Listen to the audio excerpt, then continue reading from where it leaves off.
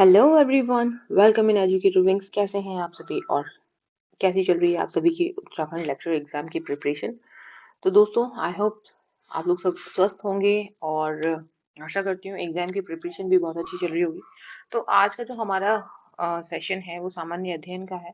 ठीक है, model test paper first का सामान्य अध्ययन का जो सेक्शन है भाग सेकंड, तो उसको हम लोग यहाँ पर सॉल्व करेंगे। आज के कुछ 35 क्वेश्चंस होने वाले हैं ऑलमोस्ट। ठीक है, 35 क्वेश्चंस है। तो चलिए स्टार्ट करते हैं without waste of time. But उससे पहले जो भी न्यू आए हैं आप लोग चैनल पर, तो प्लीज चैनल को सब्सक्राइब जरूर कर लें, क्योंकि इस तरह के अब मॉडल टेस्ट पेपर हम लोग यहाँ सॉल्व करते रहेंगे जो कि आपके एग्जाम के लिए काफी हेल्पफुल होंगे। ठीक है, तो चैनल को सब्सक्राइब जरूर कर लेना और सेशन को लास्ट तक जरूर देखिए, और सेशन अच्छा लगे तो प्लीज लाइक जरूर बनता है। ठीक है, और शेयर कीजिए। चलिए स्टार्ट करते हैं आज का हमारा सेशन। तो फर्स्ट क्वेश्चन हमारा है, पूरे भारत में सूचना का अधिकार अधिनियम 2005 कब लागू किया गया। तो पूरे भारत में सूचना का अधिकार अधिनियम कब लागू हुआ है? ऑप्शन ए है 12 अक्टूबर 2005, बी 12 जून 2005, सी 12 जुलाई 2005 या डी 11 जुलाई 2005। तो पूरे भारत में सूचना का अधिकार अधिनियम जो है कब लागू हुआ? राइट आंसर हमारा यहाँ पर है ऑप्शन ए 12 अक्टूबर 2005 में। तो है ना, 12 अक्टूबर को संपूर्ण धाराओं के साथ लागू किया गया था। 15 जून देखो क्या हुआ था, 15 जून 2005 को भारत में सूचना का अधिकार कानून को अधिनियमित किया गया, और पूर्णतया कब लागू हुआ? 12 अक्टूबर 2005 को संपूर्ण धाराओं के साथ में। ठीक है, ओके। सूचना का अधिकार अधिनियम जो है ये भारत सरकार का एक अधिनियम है। ठीक है, जिसे नागरिकों को सूचना का अधिकार उपलब्ध कराने के लिए लागू किया गया है। ठीक है, राइट टू इंफॉर्मेशन, यानी कि हर एक नागरिक को सूचना पाने का अधिकार है, भारत सरकार से वो सूचना प्राप्त कर सकता है, ये है राइट टू इंफॉर्मेशन। चलिए नेक्स्ट हमारा क्वेश्चन आता है, बालकों को मुफ्त एवं अनिवार्य शिक्षा का अधिकार अधिनियम 2009 देश में कब लागू हुआ? ऑप्शन ए है 1 अप्रैल 2009, बी 1 नवंबर 2010, सी 1 अप्रैल 2010 और डी 1 नवंबर 2009।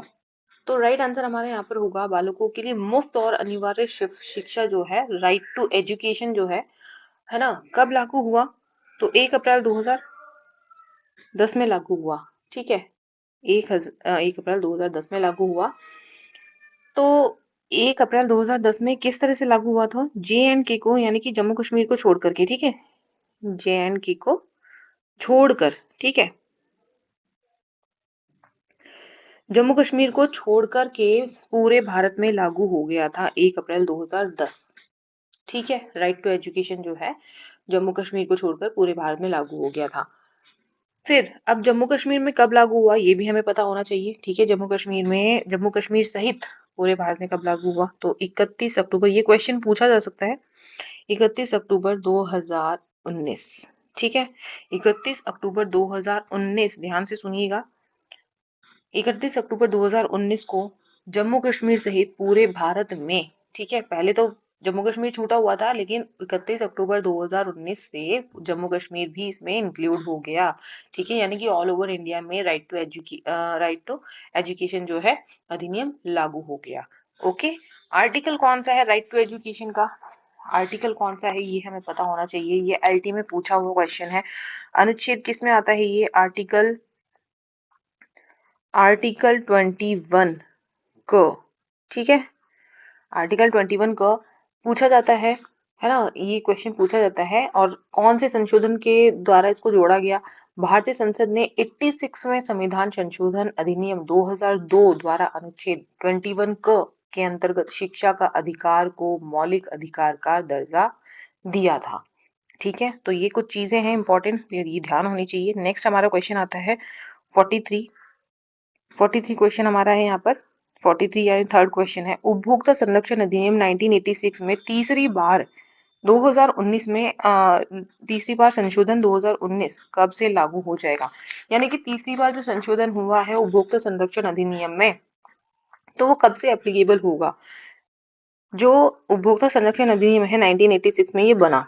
ठीक है, ओके, तो उसको प्रतिस्थापित किया गया। ठीक है, उपभोक्ता संरक्षण अधिनियम जो 2019 है वो कब लागू होगा? ऑप्शंस देखते हैं। ए 1 जनवरी 2020, बी 1 अप्रैल 2020, सी 20 जुलाई 2020, डी 15 अगस्त 2020। तो राइट आंसर हमारा यहाँ पर है 20 जुलाई 2020। ऑप्शन सी यहाँ पर राइट आंसर हमारा होगा। ठीक है, क्या है ना, जब ये उपभोक्ता संरक्षण अधिनियम 2019 जो है 20 जुलाई 2020 को लागू कर दिया गया, और ये अधिनियम जो है उपभोक्ता संरक्षण अधिनियम 1986 को प्रतिस्थापित करता है, यानी कि उसको रिप्लेस करता है। ठीक है, उसकी जगह पर ये काम करेगा। ओके, चलिए नेक्स्ट क्वेश्चन आता है हमारा, सुधीर मन। ठीक है, सुधीर मन कप का संबंध किस कप से है? A hockey, B football, C golf and D badminton. तो राइट आंसर हमारा यहाँ पर होगा option D badminton. Next question आता है, भारतीय स्वतंत्रता संग्राम की पहली सामूहिक हड़ताल कौन सी थी? ऑप्शन ए है रॉलेट एक्ट, बी अहमदाबाद मिल हड़ताल, सी खेड़ा सत्याग्रह और डी चंपारण सत्याग्रह। तो क्या होगा, भारतीय स्वतंत्रता संग्राम की पहली सामूहिक हड़ताल कौन सी थी? ऑप्शन ए यहाँ पर राइट हो जाएगा रॉलेट एक्ट। रॉलेट एक्ट कब आया था? रॉलेट एक्ट आया था हमारा 1919। तो ये चीज हमें ध्यान होनी चाहिए। अहमदाबाद मिल कब हुई थी? जो अहमदाबाद मिल हड़ताल हुई थी वो कब हुई थी? तो 1918 में हुई थी। ये चीजें हमें ध्यान होनी चाहिए। खेड़ा और चंपारण ये दोनों वेट, खेड़ा हमारा हुआ था 1918 में, ये भी 1918 में हुआ। ठीक है, 1918 में हुआ, 1916 में। चंपारण सत्याग्रह 1916 में हुआ। तो चलिए नेक्स्ट क्वेश्चन है हमारा, सूचना प्रौद्योगिकी संशोधन अधिनियम 2008 27 अक्टूबर किस वर्ष में लागू हुआ? सूचना प्रौद्योगिकी अधिनियम 2008 जो है ये 2008 है। 27 अक्टूबर कौन से सन में लागू हुआ? ऑप्शन ए है 2001, बी 2005, सी 2009 और डी है 2016। तो राइट आंसर हमारा यहाँ पर होगा 2009 में। ठीक है, ऑप्शन सी यहाँ पर राइट आंसर होगा। नेक्स्ट आता है क्वेश्चन हमारा,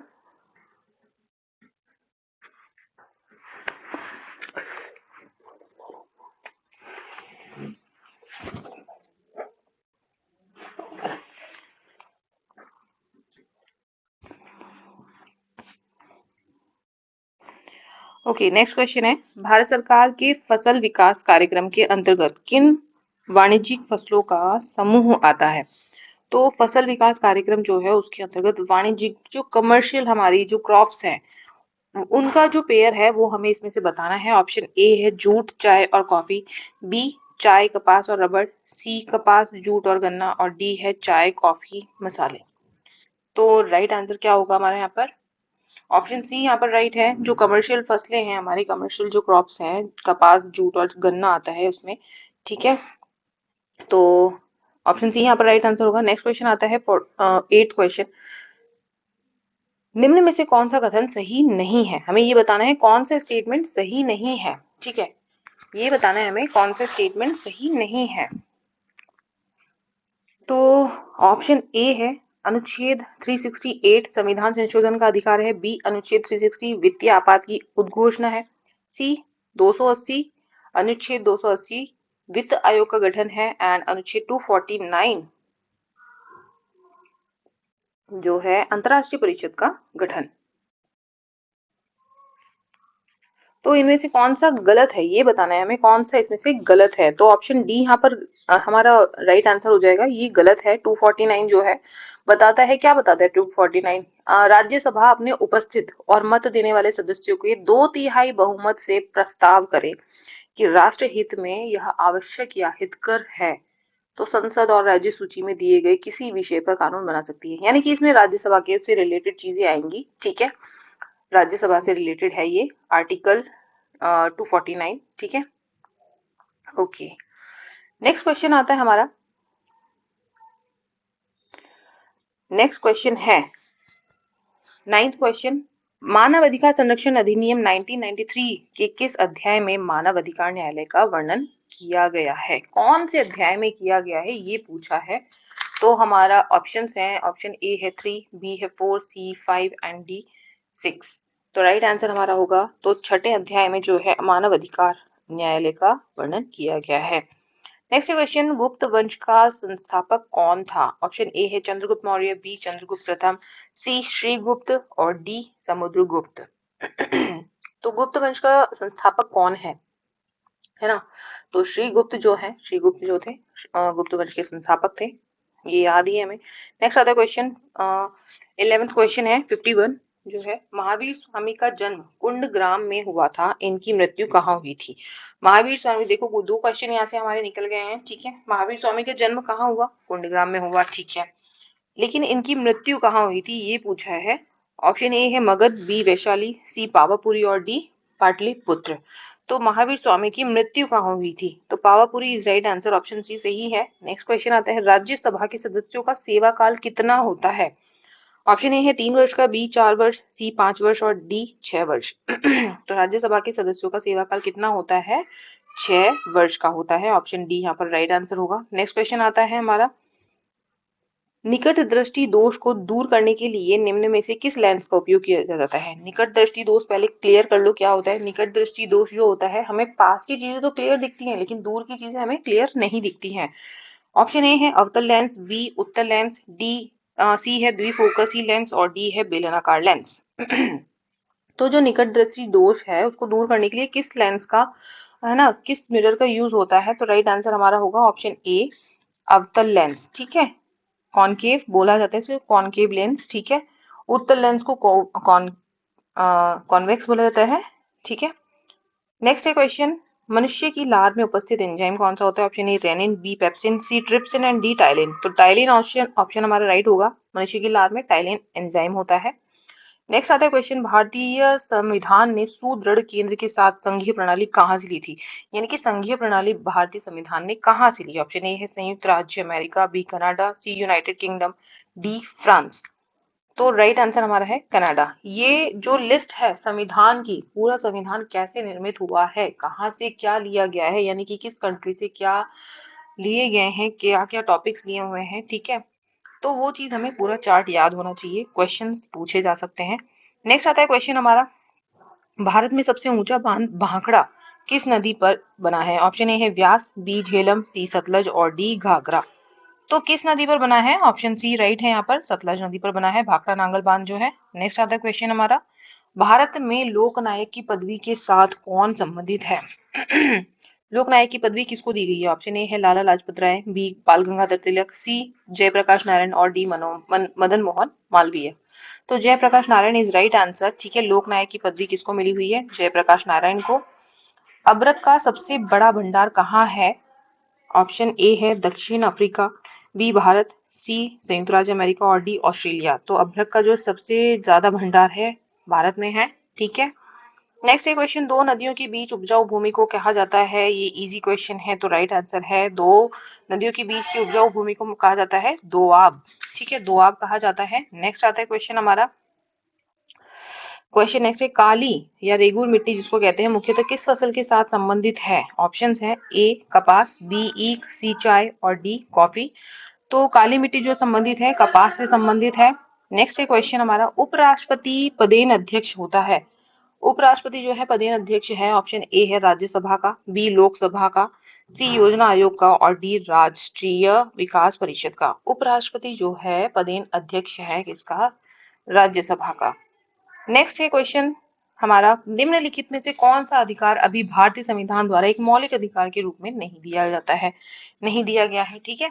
ऑप्शन ए है समता का अधिकार, बी है स्वतंत्रता का अधिकार, सी संपत्ति का अधिकार और डी है शोषण के विरुद्ध अधिकार, ठीक है। तो संपत्ति का अधिकार जो है एक कानूनी अधिकार है, ठीक है, जो अब उसमें नहीं आता है, जो अब है ना मौलिक अधिकार में नहीं आता है। मौलिक अधिकार में अब शामिल है हमारे कौन कौन से राइट है, समता का अधिकार है, स्वतंत्रता का अधिकार है, स्वतंत्रता का अधिकार है, शोषण के विरुद्ध अधिकार, ये हमारे इसमें आते हैं। तो समता का अधिकार आर्टिकल कहाँ है, इसके कौन से आर्टिकल है ये हमें पता होना चाहिए। समता का अधिकार जो है आर्टिकल 14 टू 18, ठीक है, 14 टू 18। स्वतंत्रता का अधिकार जो है 19 से लेकर के 22 तक है अनुच्छेद, ठीक है। शोषण के जो विरुद्ध अधिकार है, ठीक है, वो है आर्टिकल 23 से आर्टिकल 23, 24, ठीक है। तो ये आर्टिकल आते हैं। नेक्स्ट है हमारा क्वेश्चन, यह निर्णय कौन लेता है कि कोई विधेयक धन विधेयक है या नहीं। ऑप्शन ए है राष्ट्रपति, बी प्रधानमंत्री, सी वित्त मंत्री और डी लोकसभा अध्यक्ष। तो कौन निर्णय लेता है इस बात का, तो राइट आंसर हमारा है लोकसभा अध्यक्ष, ठीक है। नेक्स्ट आता है क्वेश्चन, मुख्यमंत्री की नियुक्ति की जाती है ऑप्शन ए राज्यपाल द्वारा, बी राष्ट्रपति द्वारा, सी सर्वोच्च न्यायालय के मुख्य न्यायाधीश द्वारा, डी उच्च न्यायालय के मुख्य न्यायाधीश द्वारा। तो मुख्यमंत्री की नियुक्ति कौन करता है? राज्यपाल द्वारा की जाती है। मुख्यमंत्री की नियुक्ति किसके द्वारा की जाती है? राज्यपाल के द्वारा की जाती है। भारत का नेक्स्ट क्वेश्चन है, भारत का अंतिम वायसरॉय कौन था? ऑप्शन ए है lord Linlithgow, B lord Mountbatten, C lord Wavell, D Clement Attlee. तो भारत का अंतिम वायसरॉय कौन था? Mountbatten is right answer. Lord Mountbatten अंतिम वायसरॉय थे। नेक्स्ट है क्वेश्चन, सूर्य से पृथ्वी तक पहुंचने में प्रकाश को कितना समय लगता है? ऑप्शन ए है 8 घंटे 20 मिनट, बी है 8 मिनट 20 सेकेंड, सी 8 सेकेंड और डी 20 सेकेंड। तो पृथ्वी तक सूर्य का प्रकाश पहुंचने में कितना समय लगता है? 8 मिनट 20 सेकेंड का समय लगता है। नेक्स्ट आता है क्वेश्चन हमारा, संयुक्त राष्ट्र संघ की स्थापना, है ना, संयुक्त राष्ट्र संघ की स्थापना कब हुई थी? मुख्यालय देखो न्यूयॉर्क में है संयुक्त राष्ट्र संघ का। ठीक है, ये जो संघ है ना, ये जो यूनियंस है, तो इनको पूछे जाते हैं, इनको पढ़ना है, अच्छे से पढ़ना है आप लोगों को भी। ठीक है, ऑप्शन ए है 20 जनवरी 1919, बी ऑप्शन है 20 जनवरी 1920, सी है 24 अक्टूबर 1945 और डी है 26 नवंबर 1949। ठीक है, तो हमारा राइट आंसर होगा यहाँ पे संयुक्त राष्ट्र संघ की स्थापना कब हुई है? तो संयुक्त राष्ट्र संघ की स्थापना जो है 24 अक्टूबर 1945 को हुई है। ठीक है, सी ऑप्शन हमारा राइट आंसर होगा क्वेश्चन का, 24 अक्टूबर 1945।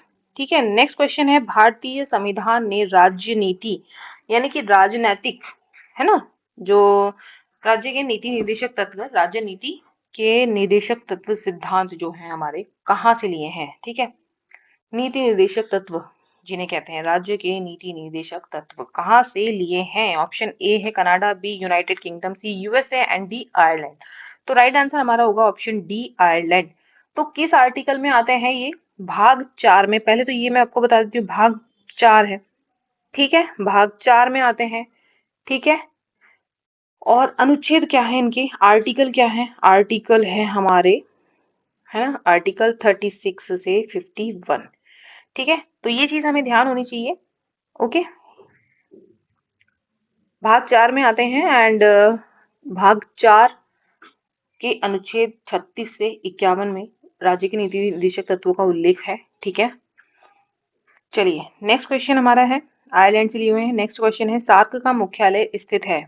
ए ढाका में, बी नई दिल्ली में, सी काठमांडू में, डी कराची में। तो सार्क का मुख्यालय कहाँ पर है? ऑप्शन सी राइट है, काठमांडू में। ठीक है, सार्क का मुख्यालय कहाँ पर है? काठमांडू में। ओके,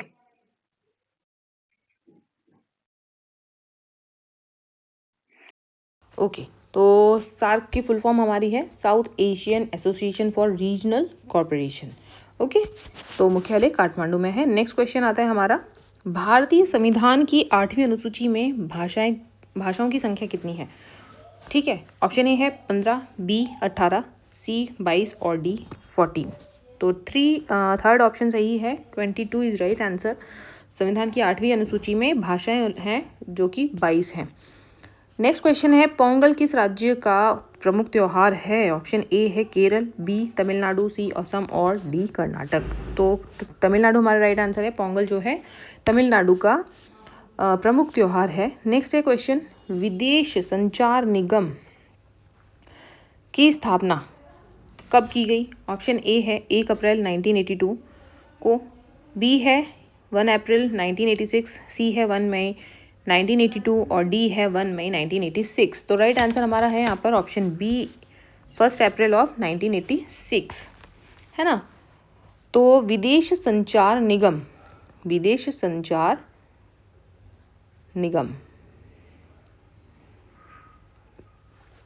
की स्थापना जो है 1 अप्रैल 1986 को हुई थी। ठीक है ना, चलिए ओके, नेक्स्ट क्वेश्चन है हमारा, पर्यावरण विभाग की स्थापना की गई 1980 में, 1978 में, 1976 में और 1974 में। तो पर्यावरण विभाग की स्थापना कब की गई? ऑप्शन ए यहाँ पर सही है, 1980 में, 1980 में। नेक्स्ट आता है क्वेश्चन, पर्यावरण संरक्षण अधिनियम लागू हुआ? ऑप्शन ए है 14 नवंबर 1982, बी है 14 नवंबर 1984, सी 19 नवंबर 1986 और डी है 12 नवंबर 1986। तो पर्यावरण संरक्षण अधिनियम जो है कब लागू हुआ? 19 नवंबर 1986 को, यानी कि 1986। ठीक है, 19 नवंबर 1986। ठीक है, तो ये राइट आंसर है इस क्वेश्चन का। नेक्स्ट क्वेश्चन, महिलाओं में बेगार और जबरदस्ती के लिए श्रम को निषेध किया गया है किस आर्टिकल में? ऑप्शन है अनुच्छेद 23 में, बी अनुच्छेद 22 में, सी अनुच्छेद 24 में और डी अनुच्छेद 26 में। तो क्या होगा राइट आंसर हमारा यहाँ पर, जिसमें बोला गया है बेगार और जबरदस्ती के लिए गए श्रम को निषेध, यानी कि मना किया गया है, कानूनी तौर पर मना किया गया है। ठीक है, तो आर्टिकल हमारा राइट होगा ऑप्शन ए, आर्टिकल 23 के अंतर्गत आता है ये। ठीक है, जिसमें बोला जाता है शोषण के विरुद्ध अधिकार। ठीक है, उसी के अंतर्गत आता है ये, जिसमें हम बच्चों से काम नहीं करवा सकते। ठीक है, महिलाओं से काम नहीं ले सकते। ठीक है, जबरदस्ती काम नहीं करवा सकते, ये है। ओके, तो ये थे आज के कुछ इंपॉर्टेंट क्वेश्चन। आई होप आपको सेशन अच्छा लगा होगा। बताइए कमेंट बॉक्स में ज़रूर कैसा लगा आज का सेशन। इसी तरह के और इम्पॉर्टेंट क्वेश्चन जो हैं, मॉडल टेस्ट पेपर जो हैं, उसको हम लोग यहाँ सॉल्व करेंगे आप लोगों के साथ में। कमेंट बॉक्स में कमेंट ज़रूर कीजिएगा किस तरह का लगे आपको क्वेश्चन और किस तरह के आप लोगों को और क्वेश्चंस चाहिए। ठीक है, तो चलिए फुल वॉच कीजिए। ठीक है, और जो भी न्यू आए हैं वो लोग प्लीज़ चैनल को सब्सक्राइब ज़रूर कर लें। आप लोगों का सपोर्ट जो है बहुत मुझे मोटिवेट भी करता है काफ़ी कि हाँ अच्छे से अच्छा कंटेंट आप लोगों को प्रोवाइड करवाया जाए। ठीक है, तो चलिए thank you so much and happy Holi to you all. है ना, आज एक्चुअली होली के दिन ये रिकॉर्ड किया है, तो happy Holi to you all. चलिए आज के लिए बस इतना ही। नेक्स्ट वीडियो मेरा जल्दी अपलोड होगा। Till then bye bye and take care.